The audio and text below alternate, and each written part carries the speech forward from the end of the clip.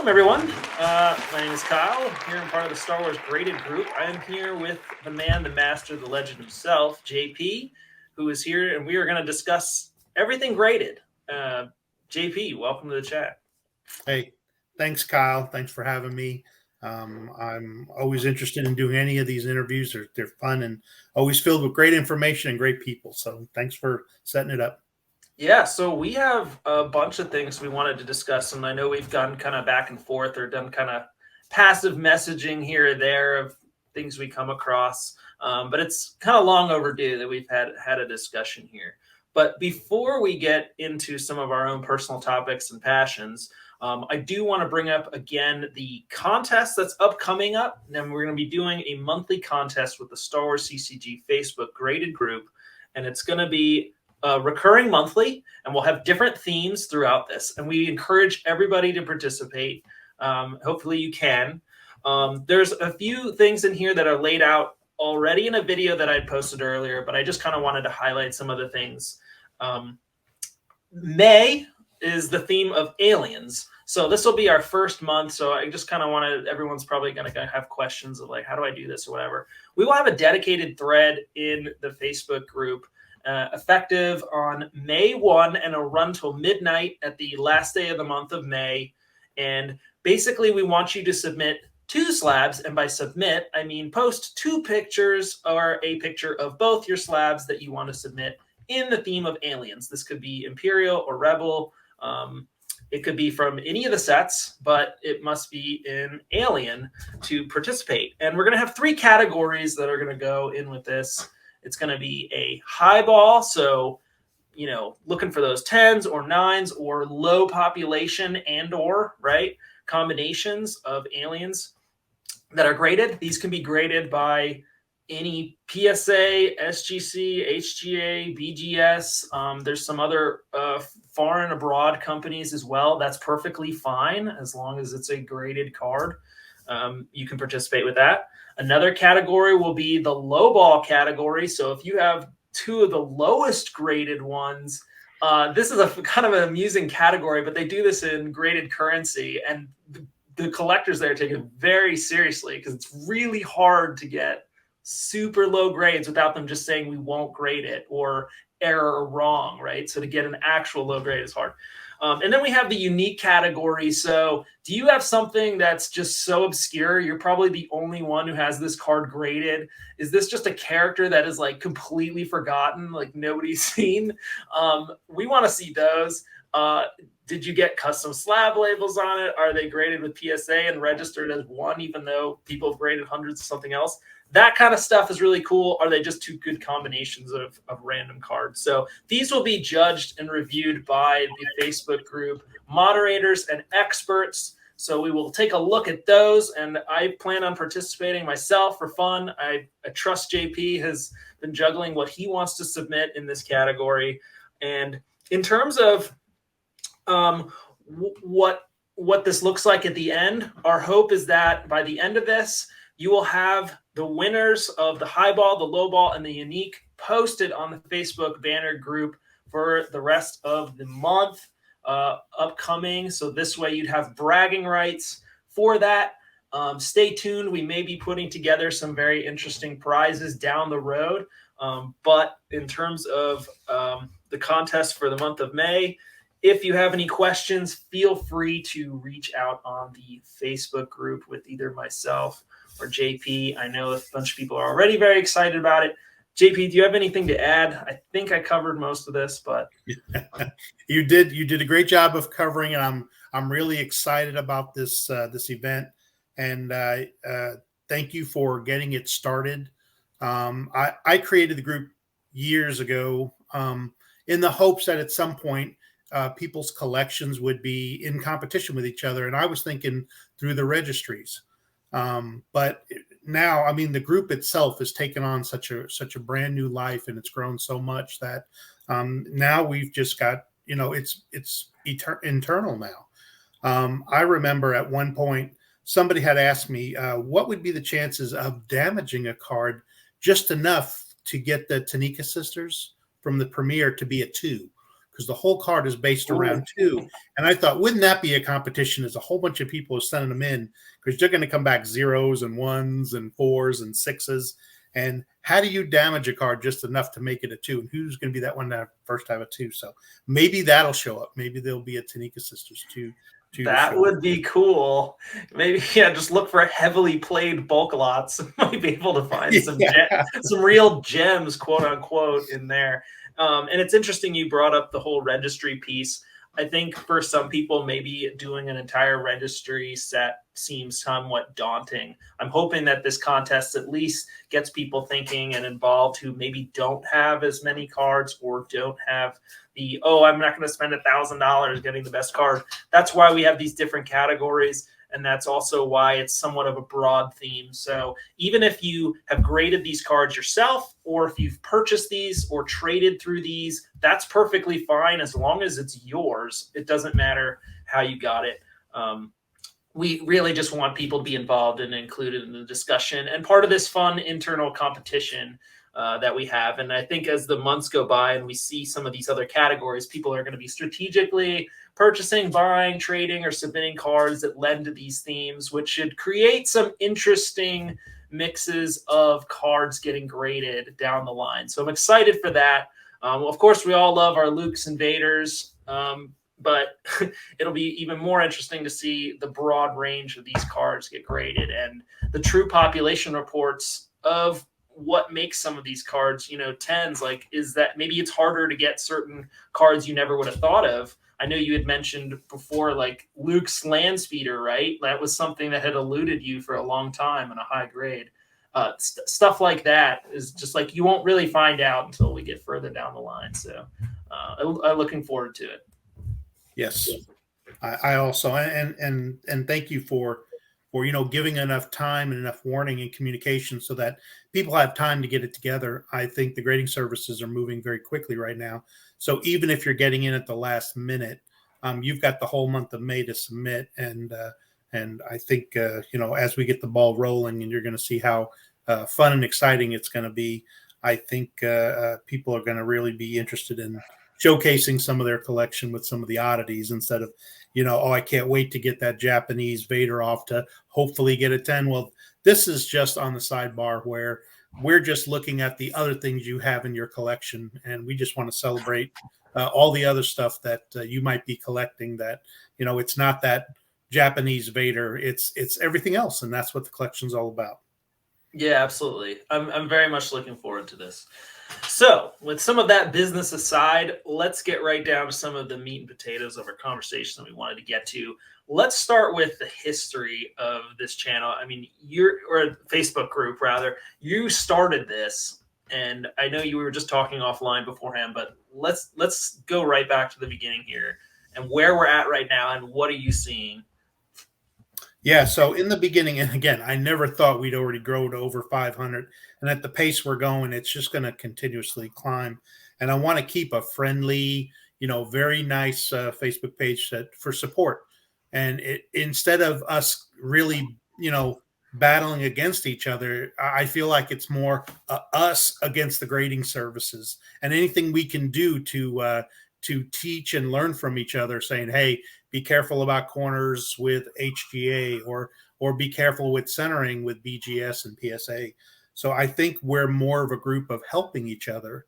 So in the beginning, I was just looking for folks that were even interested in grading Star Wars CCG. I couldn't find a grading service. Heck, PSA wouldn't do it. BGS was the first one that was one of the larger grading services that actually did it. So that's why I chose them in the beginning. But what has it been now? It's been like 20 years, it seems like. And everybody does it. I've started registries on BGS, and now we're just scratching the surface for PSA.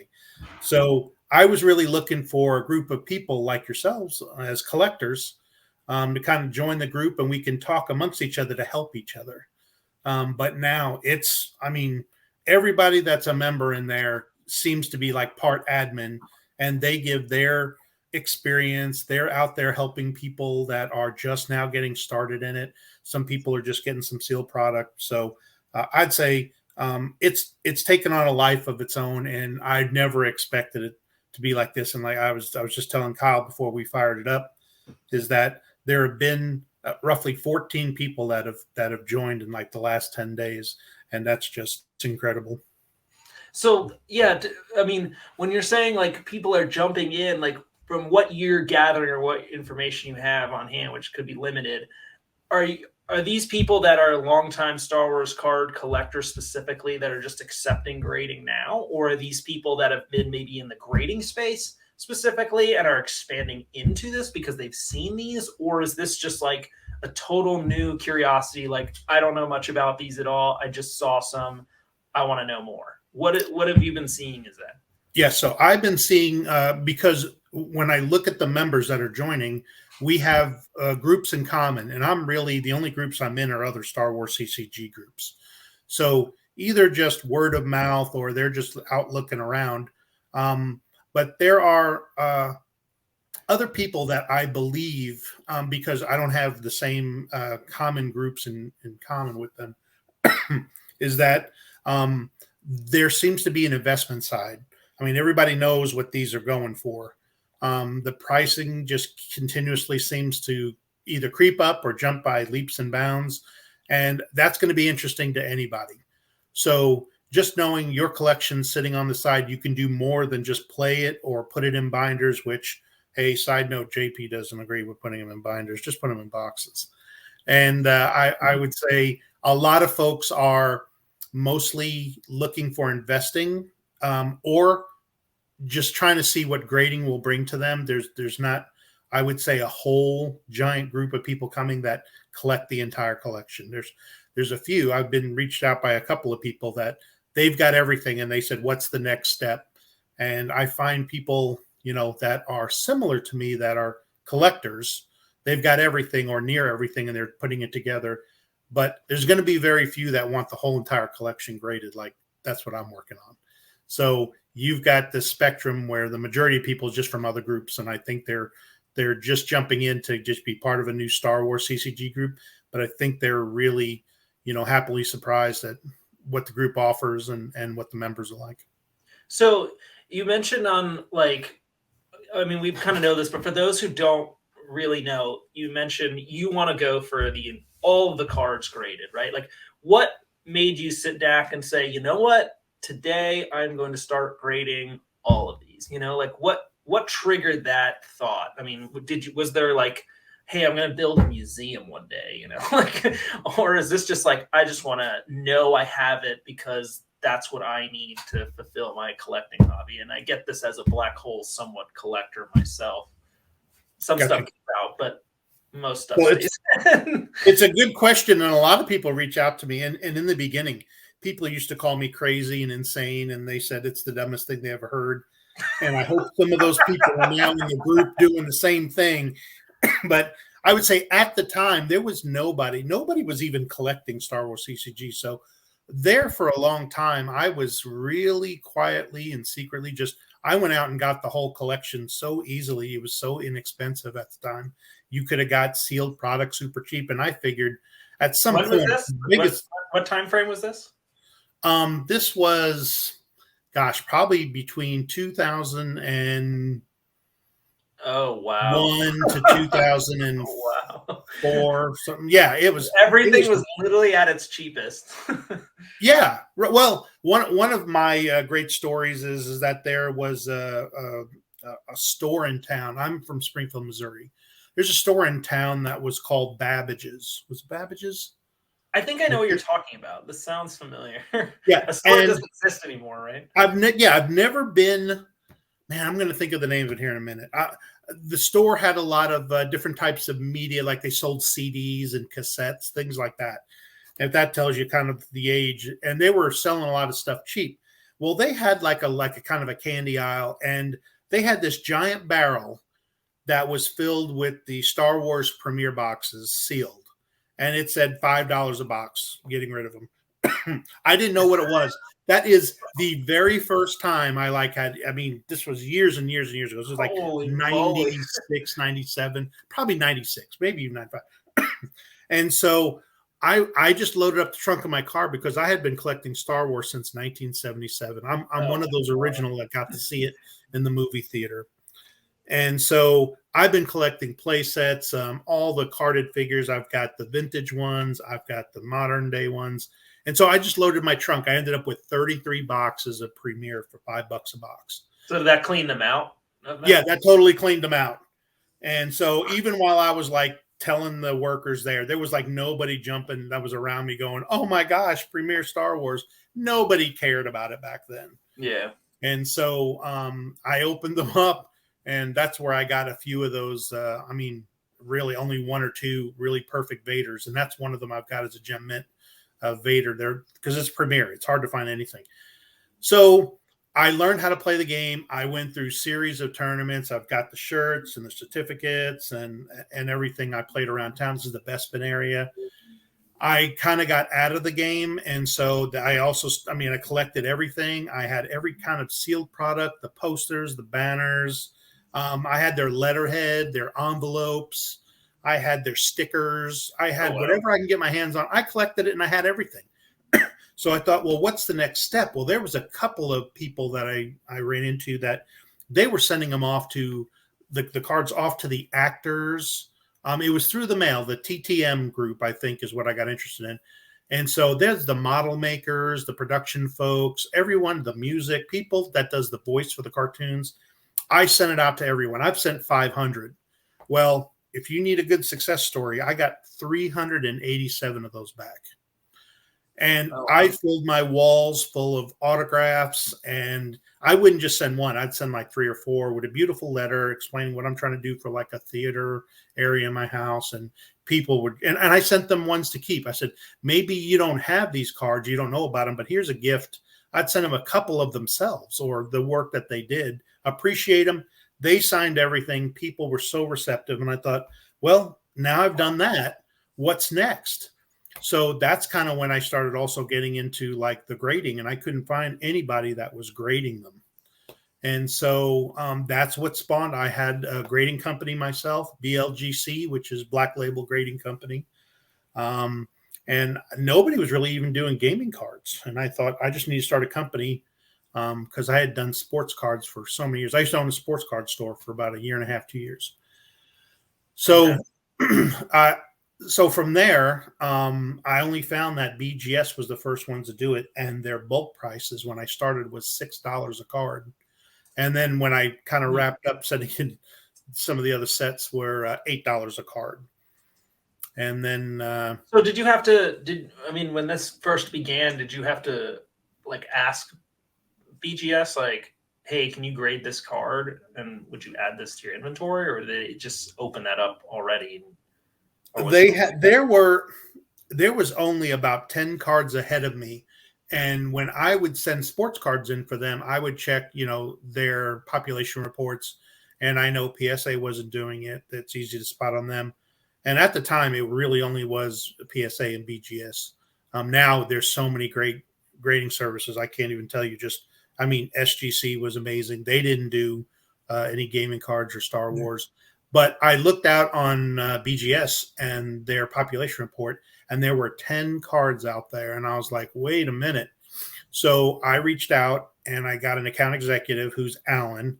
I think a few other people had Alan. I think it was Cameron. On another interview, he was running live on the side.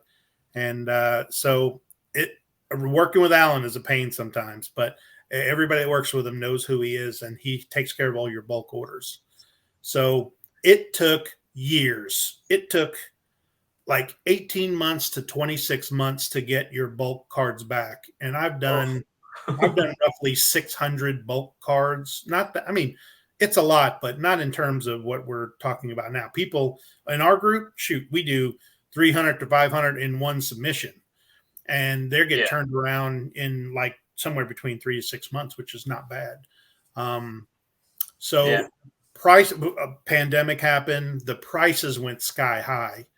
And so they would even stop doing certain services. If you didn't do like the express or the high-end regular, they're not grading your card. So you couldn't submit, 400 cards at $200 a pop. So they needed to control the inflow. Yeah. Yeah. The volumes were stupid. And so I'm at the point now where I'm still grading sets, and I want BGS to be my grading service so that I'm standardized and they all look the same. But PSA's come through for me, and I always said I'm going to continue doing sports cards through PSA or anything else outside of Star Wars CCG.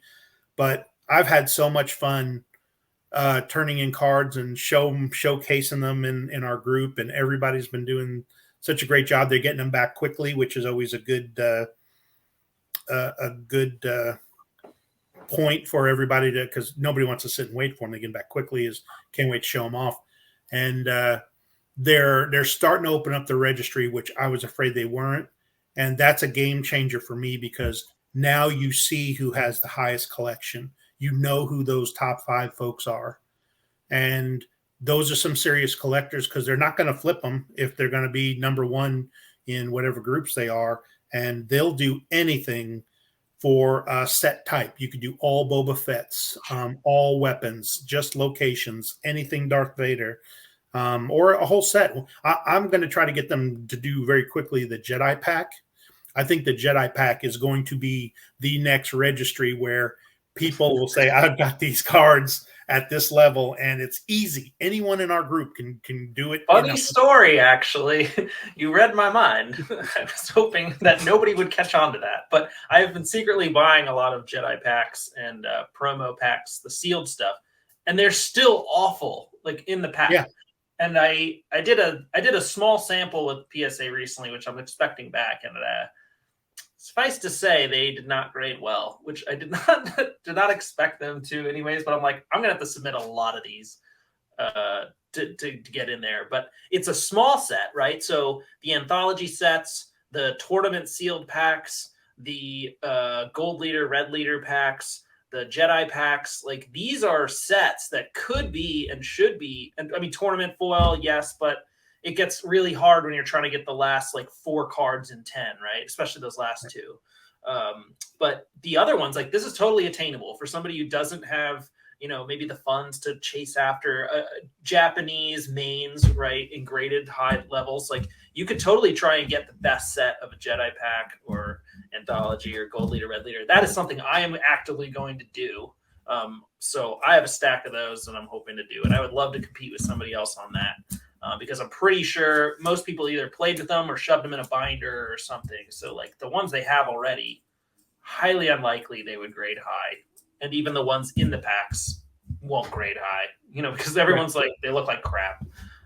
Asteroid sanctuaries and stuff, they're just not protected, right? So they've been passed around. They've been shipped to many people back and forth over the years, stored in different temperatures, wedged between other boxes and whatever, warps, nicks, dings, things you're not going to see in the frickin' packaging. So that'll be an interesting one. That'll be a very interesting one. That drives me. So I'm not discouraged. If anything, I know that Decipher is going to come through with terrible quality on the early stuff. And my goal as the collector is I want the highest collection, because even though I'm getting everything graded, if something comes back under a 9, I put it aside. I don't even want it in the collection. Everything I've got to have is 9 or better. So that's the chase. That's what drives my hobby is you've stocked up on a bunch of Jedi packs. I'm sure just us having a discussion here on the stream, people are going to go, change things. I'm going to have to get some Jedi packs. And I need to go buy some more.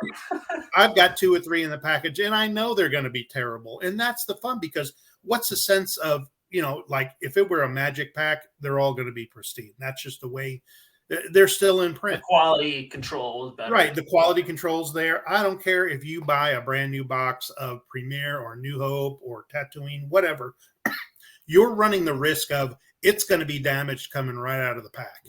And for me, that drives me. Just knowing that I can open up a pack and they're all off-centered or dinged or scratched. I'm like, I toss that aside and I'm on to the next pack, because I'm searching for those most fantastic, highest grades. And this Jedi pack is going to be a really good test because, like you said, it's very attainable. Anybody can get it, or people already have it. And your quality of cards may be number 1 in the registry. Yeah.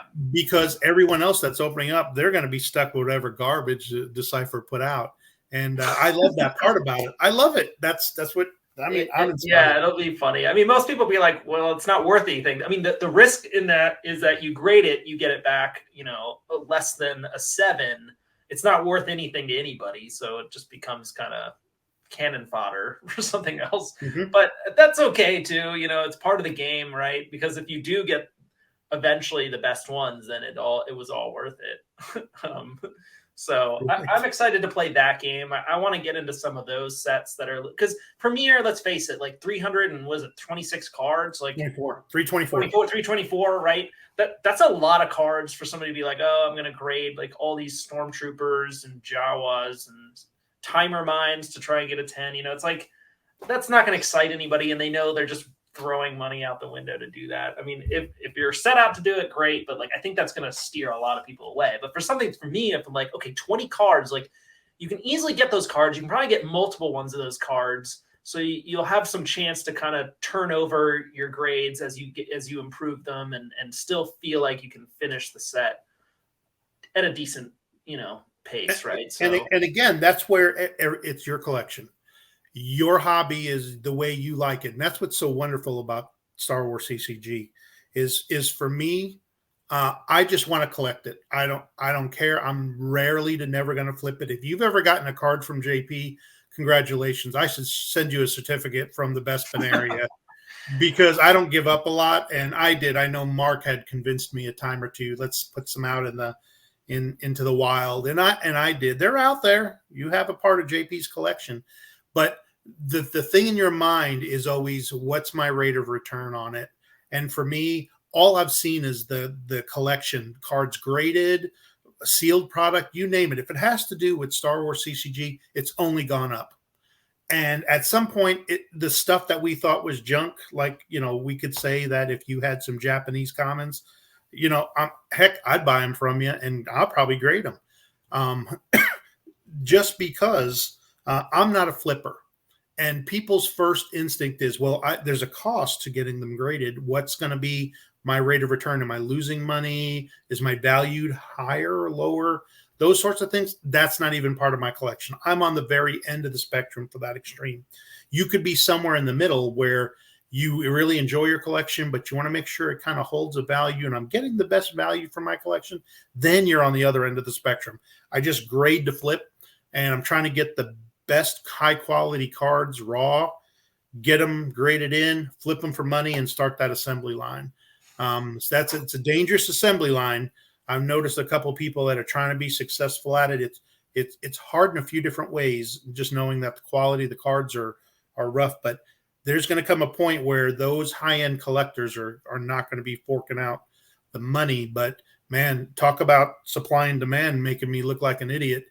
People are paying big dollars for cards in 9s and 10s right now. It doesn't matter what it is. I'm just amazed at yeah, most 10s don't sit very long. I mean, sometimes they've been on auction, sometimes they've been for a sale price. I was poking around what's currently in there, and yes, the prices are much higher than they were like a year or two ago, but I'm also like, well, maybe it's not completely unfounded for that price, given how hard it is to get that card in that grade and how few of them there are. I mean, as more get graded, as more come out, and more the population report, which is so important, drives that, and we see just how few of certain cards are going to have 10s, and maybe there's still cards that have not achieved 10 yet.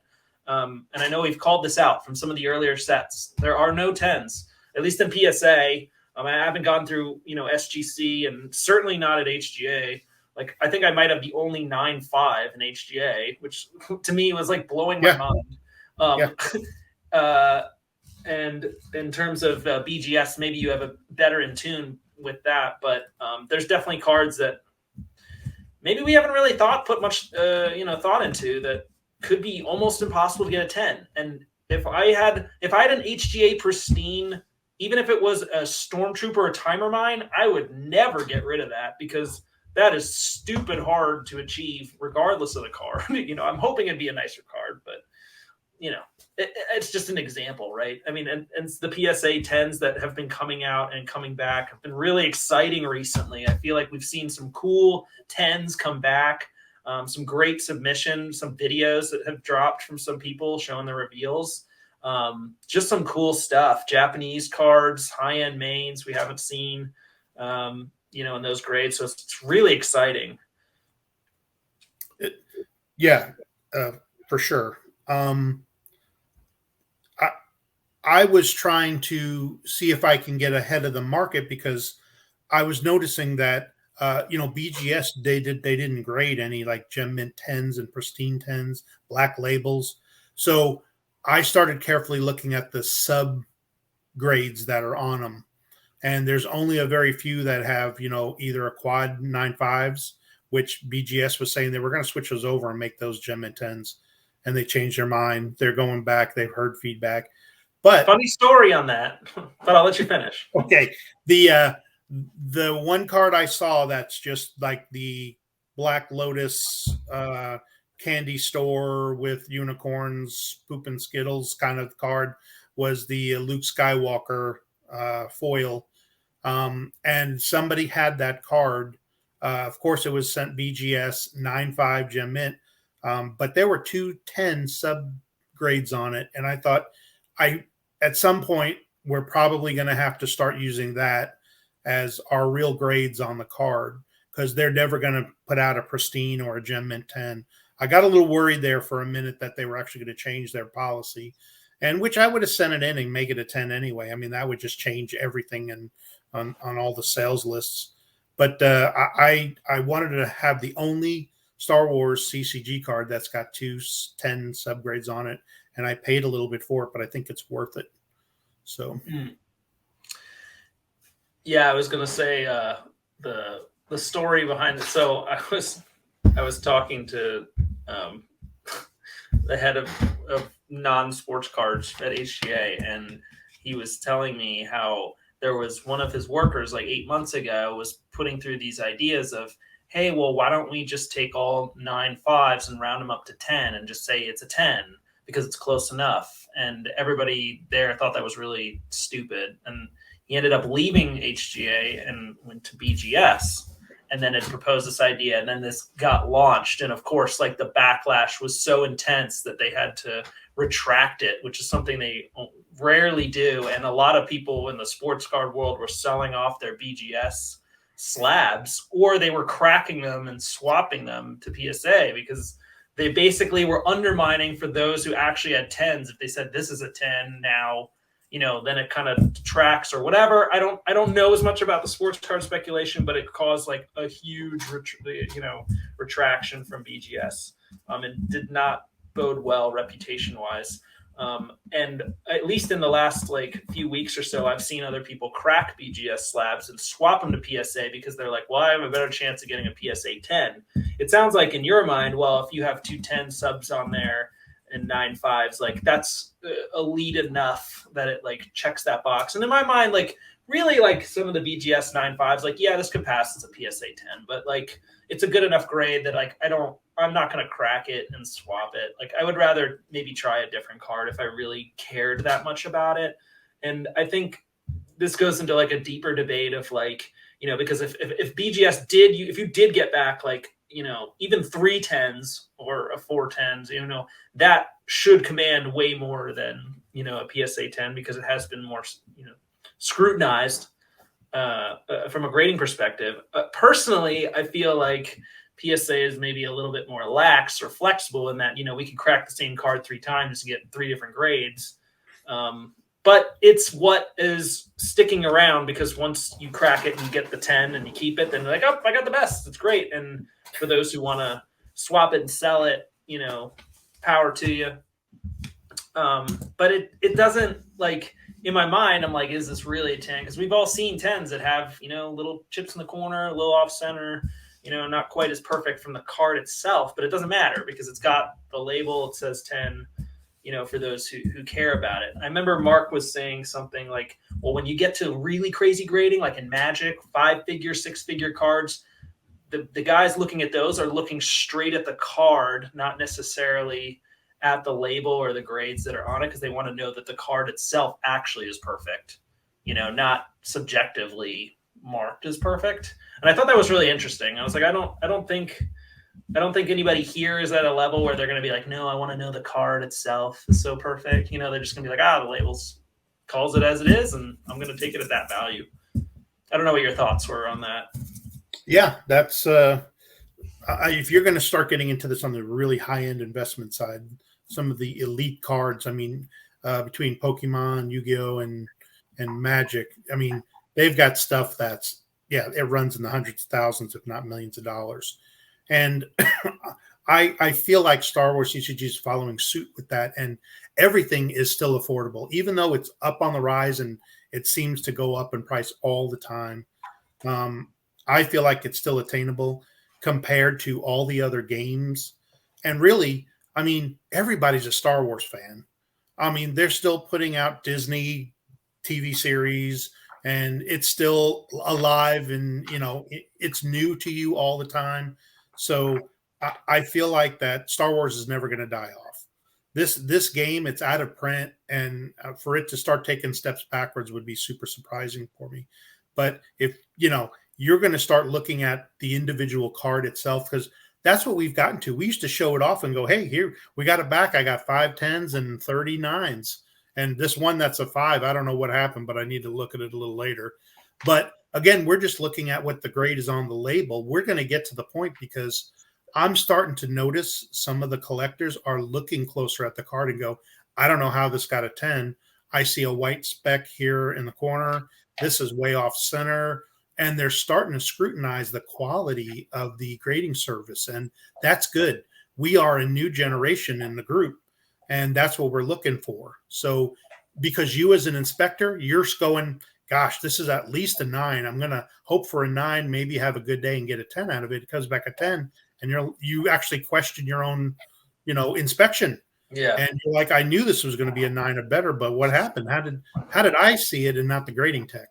So those sorts of things are getting to be part of the love of the hobby. So and a lot of people have spoken to, okay, the pandemic happened, these companies got overwhelmed, they hired a lot of people in a short order amount of time to get them flipping and grading. So you have a wide range of new folks coming in, inexperienced, from what we understand, grading stuff. So that's why you get these remarks like, oh, look, I submitted 40 cards. They're all 8. Or like, maybe these are wild. Some are 10, some are 5. It's like, what's going on here? Like, it feels like almost a wild card. And that's why, we shouldn't have to be like, what's the grader's day like? Or maybe the light was flickering at their lamp that they were looking under. Or maybe their microscope had a crack or magnifying glass. It's like, what? To me, that's just so wild, especially in a day where we have all this technology and scanning and pictures and high res stuff. I mean, when they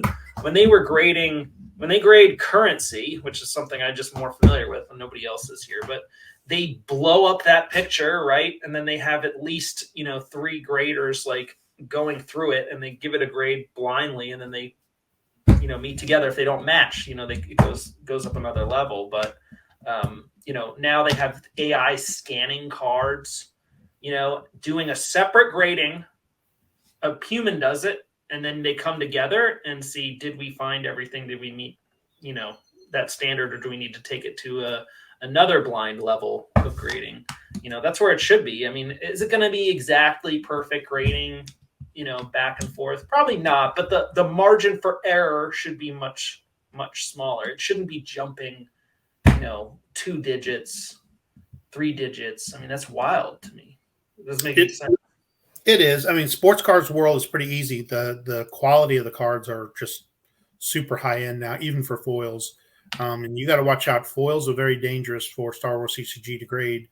But what I always encourage, 2 Kanaka 6s here, which look, I guess they don't really come up, but they actually look really well in person. They're perfectly centered. The corners are actually symmetrical.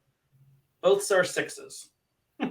But I've been trying to keep track of kind of what like a template of what to expect. I always grade it myself, and I keep track, like a little checklist of what I'm expecting back. And I'm not afraid to give myself a 6, 7, 8 if I think it's an 8. Of course, everybody's shooting for a 9 or better, and it's like, oh, that's a 10. Comes back a 7, and they lose their minds that, oh, the grader must have been going through a divorce, and they have this huge story of why the grader had a bad day. Well, I will tell you, I've had a little bit more like disparity, or just kind of shaking my head with BGS until I really learned BGS's grading style. PSA has been dead on. I've probably sent in probably over 150. I wouldn't say quite 200 yet. Star Wars CCG cards. And I don't think I've been off by 1 or 2 grades where I was scratching my head. PSA does a great job. I know what to expect from them. And you have to have had paid the dummy tax by now. If you've sent in 20 or 30 cards, you know what to expect. I've had people write and say, this is just, I'm never going to grade with PSA again because of this, this, and this. And I say, well, hang in there. It's your job to inspect that card so that you find the most perfect cards.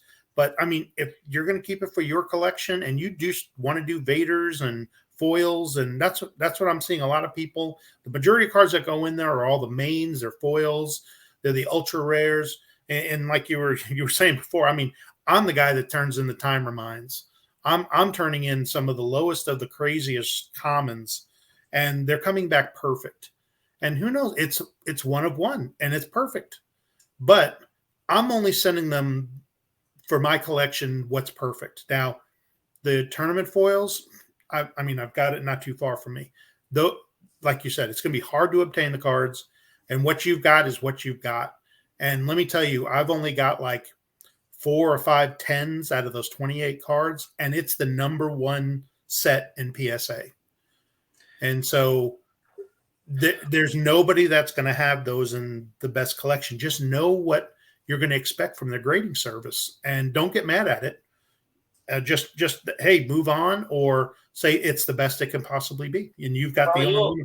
You'll have your opportunity to get more of Wild Things Games. Always has a fresh stock of the non-top 4 tournament foils if you want to submit those. Although I will forewarn you, there's a good chance a lot of them are off center. All of them. Pretty much all of them, yeah. They'll pretty much all be off center. I did look at the Imperial class Star Destroyer. There were 4 9s in PSA and 4 8s. I opted to grade mine with HGA, which got an 8.5, which I thought it could actually get a 9 PSA potentially. The only thing slowing it down would be off center, but the card itself is actually in really good shape. But I just wanted it for my PC and my slab, and I was like, I want a custom label on it. I want to look at it every day, so I was like, I'm just gonna keep it the way it is. So I don't plan on competing in a tournament foil set specifically, but I do like looking at other people's complete sets of those because they are kind of cool cards. But yeah, they are terribly off center. So that will be a race chase set for sure. What else was I gonna say?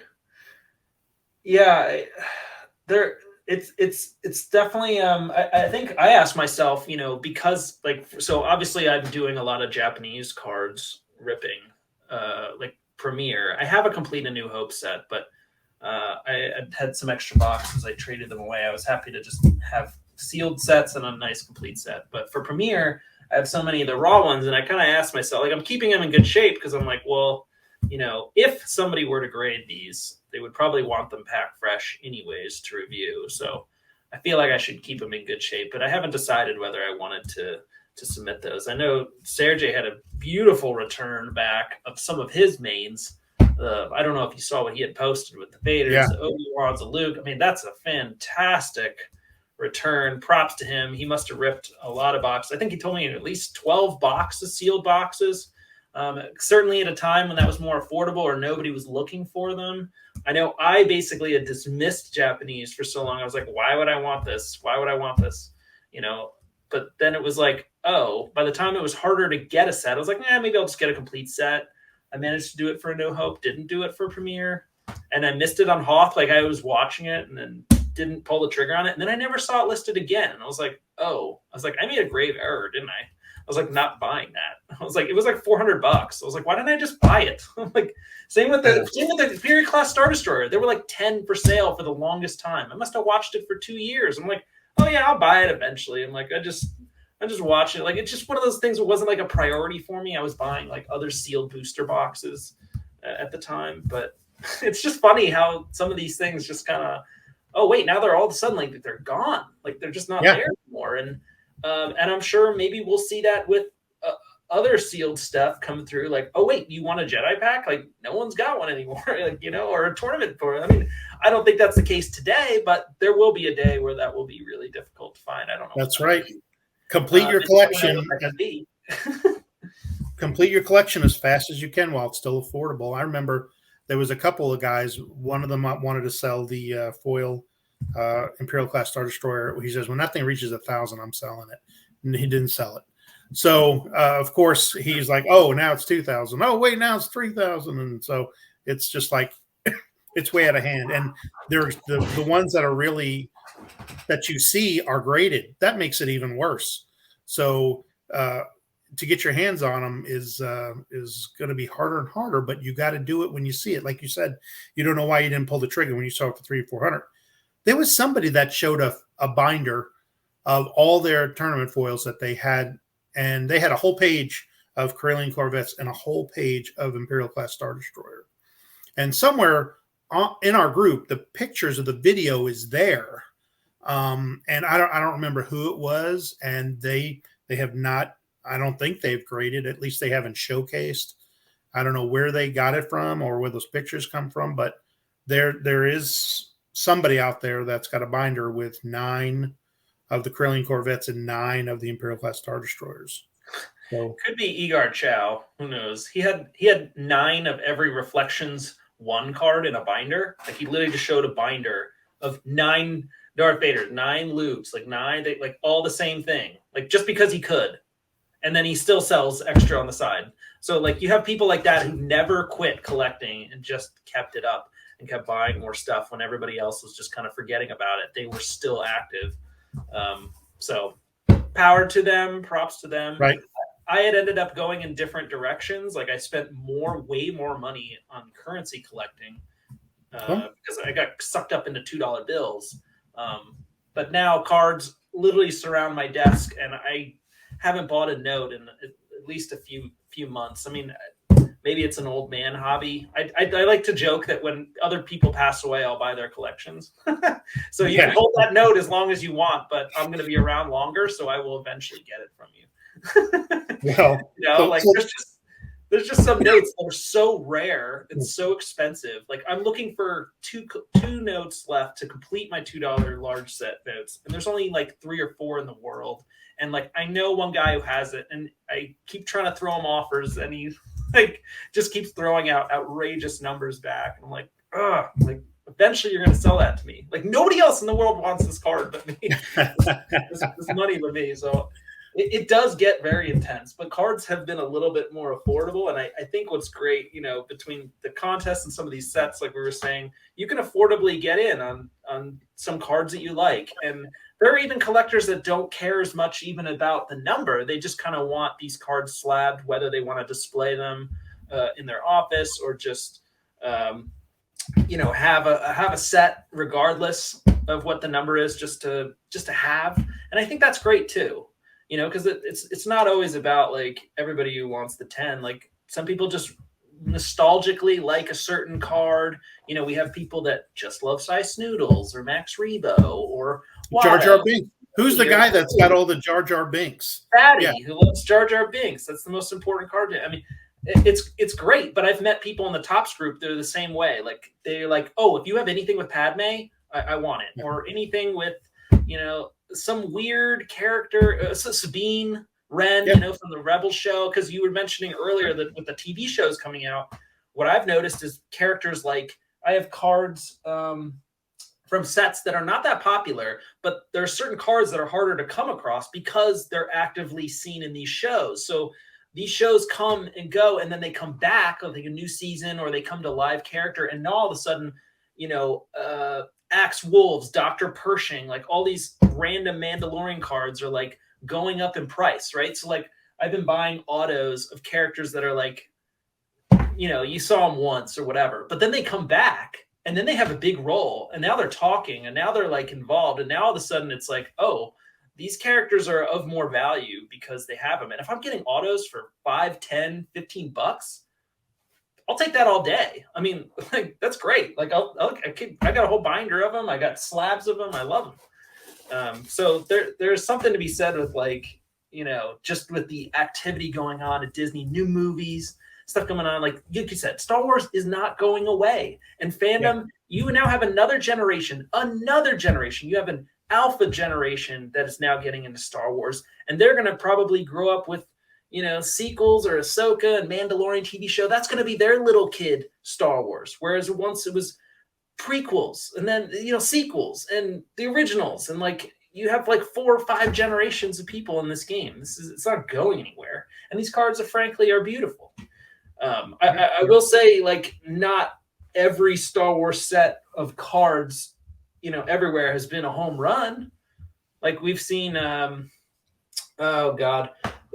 there's just like unnamed companies or those CGI rendering cards from like the 90s that were like, you can't give those packs away. I mean, it's still Star Wars, but is it really? Like maybe not. I mean, Young Jedi has seen a little bit of traction, but those were mostly like, inferior to the Star Wars CCG, to be honest. Like at least in terms of like what they looked like and all that stuff. I mean, it was an easier game to play. Like my little brother had a bunch. He actually gave me his whole collection. But these cards are just superior. They stand the test of time. That's what's great about them. I don't know what your thoughts are on any of that. Yeah, well, of course. I mean, it is artwork. You look at any of those cards, and they're beautifully made. They've got some of the best foils with such great eye appeal than any of the other Star Wars stuff to collect. And again, it's still a game. It's originally a game, and there's generation after generation that still play the game. There's more people that play it than probably collect it. And some of them are slowly moving over, thinking, what else can I do with it? It's a fun game. And the players committee keeps it going and keeps it fresh, the game. But little by little, as more people are kind of entering into the industry, they want their own little decks and collections, and it's just chipping away at all the cards that everybody's looking. Everybody wants the Jedi Luke and Emperor in their decks, and those are getting to be super expensive. And I watch those go up and down. But more people are setting them off for grading. It's just removing them from the industry. So you've got to, if you're a player, you're going to probably have to start, thinking, if I'm going to do more with this collection, is how do I get it, as cheap as possible? So. Yeah, I was actually just thinking about the future outlook of this, and some of the things we've benefited from not being too large yet are things like fake cards entering the market. Like no one's doing that, or pump and dump schemes where people are like hyping up certain cards and then I'll sell them off at once. Stuff like you hear about in the sports world, and even trying to do it in some of the non-CCG Star Wars card groups. But Star Wars card collectors, are very passionate about it. What I find is the more some of these sets sit around, the more people kind of buy them and keep them for long periods of time. So sometimes a card is expensive not because it's rare, but because nobody else wants to list it for sale because they like it. They want to keep it, So it's not just rarity that drives price. It is just the fact that I don't want to sell mine, so you're going to find one somewhere else. Right. And I'm really curious on, maybe at the point where we do get, random people talking about Star Wars CCG or trying to do pump and dump or trying to add in fake cards. Maybe that's the point where we've made it. Maybe that's how we know we've achieved the next level, even if that is negative. I hope that doesn't happen, but let's be real. There are some bad actors out there. I have not seen it in this group. It's been a very active, healthy group. And even though we do have debates, try and keep it as civil as possible. And at the end of the day, I feel like, if there's one thing I've taken away, it's that like everyone's going to do their own thing, and everyone's got personal preferences for it, and that's all great because it's still healthy for the hobby. I mean, it'd be weird if everybody only did one and the same and nothing else. Right. I think all in all, it's great to get this product out there. I think you had mentioned earlier that you were like, oh, well, I have this stuff, but I don't know if I want to get rid of it. And I've put a few random slabs up for 99 cents auctions. Some of them didn't sell for very much, but at the end of the day, I have to tell myself somebody's really enjoying this, and they're like, they want this. They want to display it. They want to collect it, or they want to show it off to their friends. And that's healthy for the hobby, and I think Mark, as an ambassador to that, wants to pass out more free cards and get slabs out there. So sure, he's got some high ticket items, but he also has no problem listing stuff off for 99 cents to gauge that interest, and you find new buyers. I'm selling stuff, to people like, I don't know who this person is. I've never seen them in the group. I don't know where they find it. And there's probably eBay sellers that do not even have Facebook or knew about the group or whatever, that just thought it looked cool. I had listed an HGA card, like a custom label card, in the Tops group, kind of more or less to gauge interest in it.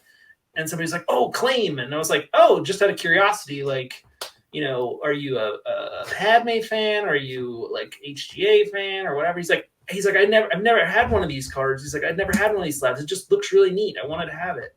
I was like, oh, okay, great. And it was like, if you want to learn more, I was like, come to this group. We talk this stuff on YouTube. We talk about this stuff on our Facebook group. I'd love to chat about it more, and I always list things randomly here and there. So having these organic discussions, getting product out there, once they get this stuff like in their hands, and that's why I really want to go to a card show too. But I can talk about that later. I just think the more we get it out there, the more awareness there is to it, the more we'll get that organic growth. We'll get that excitement and energy in there. I don't know what your futuristic thoughts are on this, but yep, I'm still amazed at how the group has grown and all the members that are there, and how everybody just has good customer care with each other. If the group keeps growing like this, I think it's going to be one of the best groups on Facebook. And I just recently went to a card show, and there was really? Which card show was it? It was in Springfield, Missouri. It's at a establishment called Relics, and they bring in. There must have been 100 vendors in there. Oh, that's good size. That's good size. It's good. I'm starting to see way more gaming cards. I mean, for this area, since it is Missouri, you see a lot of the sports. Is going to be a lot of Patrick Mahomes with Kansas City Chiefs and Travis Kelce and those kinds of people, but. It's everywhere for gaming cards. Every table is starting to throw out some type of gaming cards. And I used to grab a vendor table and showcase my cards when I had a card store. But I've been debating if there's another card show, setting up a booth and just throwing out everything Star Wars. And so there's one in Philadelphia. So I'm in Delaware now, which maybe 35, 40 minutes from Delaware, that Andy was telling me about, that it says it's all non-sports and it's huge. So that's at the end of May. I plan on going to that, and I'm going to bring some slabs with me. I would love to have a table. Like, I think what you said, like have a table and discuss with other vendors, share product, and even just show it off, because you do get that kind of public interest. But when I was talking to, the head of HGA, I was like, tell me about shows and stuff. He's like, sometimes shows are more about vendors meeting other vendors and trading and selling product to each other. And I was like, that's fair. Because he's like, sometimes like people go to these shows, they see a card they like, they might buy one, but then they might end up just submitting them on their own or translating it into the online environment. But I still feel like there's a need to have that in-person interaction and to see these things firsthand, because it's one thing to see stuff that pops up on screen all the time. It's another to like get one in your hand and look at it and see how you feel about it and get that real quality, color pop and, excitement, energy, curiosity out there, get people thinking about it. So I think those card shows are important. Like, was this show something that you had planned on bringing stuff to trade or sell, or just looking to buy, or like, what was the, intent on that? Yeah, I probably will have stuff out for sale. When I had my my grading company, BLGC, I would do some like cons. There's a couple of cons in Springfield. One's called Vision Con. One's just called Game. And I set up booths there. And as crazy as it was, I mean, I'd leave that booth, I'd cover it, had all my cards on the table and leave for the night. And, I could have been robbed by by anybody. But I decorated the vendor booth with all of my Star Wars posters and banners, which looked absolutely amazing. But man, those things are a fortune now too. They're harder and harder to get, especially the Hoth banner. So I'd say I'm probably going to plan to sell, but for the most part, I want people to see what the values are and the prices are on these things, so that it generates even more interest for them to go out and start looking at it. Because there's usually a handful. There's a lot of graded Star Wars CCG stuff that's on eBay all the time. And people will be like, well, I'm just going to start jumping on it because it's early in, the investment side. Everybody thinks that they're getting into it right now, is that they're seeing it for the first time, that they're getting in it early. They don't know how early was 2001 and 2002 is to really start getting in on it. So I'm hoping to just generate some interest. And if I sell a few things, it'll be just some of the extras and let it go out in the wild. So, yeah, I mean, final thoughts on like just Star Wars CCG in general. I think one of the biggest concerns, and I would love to hear your take on this before we wrap up. With Darth Vader, we've always spoken about like, how do we get the new people involved, and like, what is your philosophy on getting people involved? I mean, it's great we have the organic growth naturally gravitating towards the group, but what activities, discussions, what things can we do as participants to help grow this curiosity in the car group outside of our typical demographic or crowds and circles? Because we certainly don't want to become an echo chamber for ourselves and we all just charge each other a lot and go in the same circle. And I don't think that's how it will be, but how do we get out of that? How do we break out of that circle? Right. Well, it's however much time you put into it, you can find all kinds of avenues. And like I said, you could just go to a card show and you're going to a non-sports card show. I've never even heard of that. That's fantastic. So for me, for the area that I'm in, the territory, it's very sports minded. It does have its gaming side to it, and there's a lot of gaming stores. So there's a few avenues there that could drum up business and drum up interest. But there's times where I've seen people that are in some of the other groups that they say, hey, I went to a garage sale and I found this collection. Can somebody tell me what it's worth? Well, I will sidebar a lot of these folks and say, hey, if you're even interested at all in, having a collection or interested in grading, I'll explain kind of what it is. I'll introduce them to the group. So there's always opportunities in the other groups where I just happen to see, hey, I obtained this collection somehow. I acquired it from my grandfather's attic or whatever. And it's funny to hear these stories because it's like, why are these cards in somebody's attic? And how is it it's already at the point where these are my grandfather's cards? I mean, I'm 52. Somebody said that? Wow. Yeah. Yeah. So, I mean, there were probably people older than me, and I feel like I'm on the older side. I started this thing when it first came out just as a game, or before it was a game. I didn't even know it was just collecting extra Star Wars junk. And I'm 52 now. So I'm already looking at retirement, and that this is going to be my hobby. And it's still, I'm dealing with it every day. This hobby is an everyday hobby for me still. And so it's not something you just dabble in. It's like it's got so much involvement. And when I hear these stories, hey, it's my grandfather's collection, or my father, he was 63 years old. And I'm like, man, is it getting to the point now where it's being handed down to grandkids? And I don't know what to do with it. So I'd say it's, like you said, it's organic, and any opportunity I get to introduce them to the group, what it offers. I mean, Star Wars fans are all over the world. So it's eventually going to find them. Yeah. Well, this has been a great chat. I think we're going to wrap this up since it's been about an hour. I hope to connect with you again soon. But again, just to recap from the beginning, we have that monthly contest. We hope you'll participate with that. It's on the Star Wars CCG graded group. If you're not familiar with it on Facebook, go ahead and you can DM us and join there and jump into the conversation, of course. So we're happy to help and assist, even if you know nothing about it. We'd love to have you part.